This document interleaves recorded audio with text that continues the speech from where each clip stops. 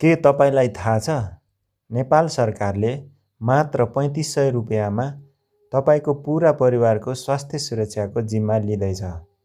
हो, तपाईले सही सुन्नुभयो। मात्र 3500 रुपियाँ तिरेर एउटै परिवारका 5 जना सदस्यले 1 लाख रुपियाँसम्मको निशुल्क उपचार पाउन सक्नुहुन्छ।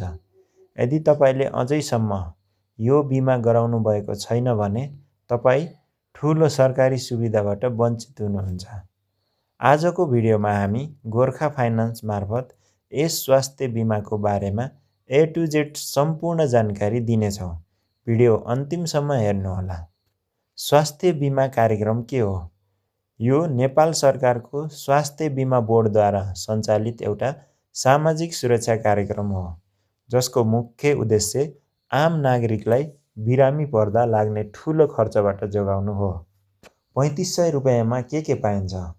रु 3500 प्रिमियम बुझाएपछि एउटा परिवारका अधिकतम 5 जना सदस्यले यसको लाभ लिन सक्छन्। 5 जना परिवारले एक वर्षमा कुल 1 लाख रुपियाँसम्मको निशुल्क औषधि र उपचार सेवा पाउँछन्। यदि परिवारमा 5 जना भन्दा बढी सदस्य छन् भने प्रत्येक थप सदस्यका लागि थप रु 700 तिर्नुपर्छ र प्रति सदस्य रु 20,000 का दरले कुल सेवा रकम थपिँदै जान्छ। अधिकतम रु 2 लाखसम्म मात्र। कसलाई निशुल्क छ यो बिमा?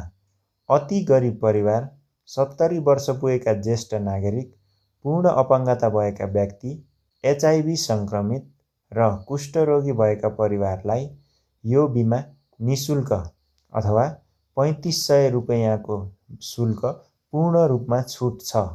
उनीहरूले सित्तैमा बिमा गराउन सक्छन्।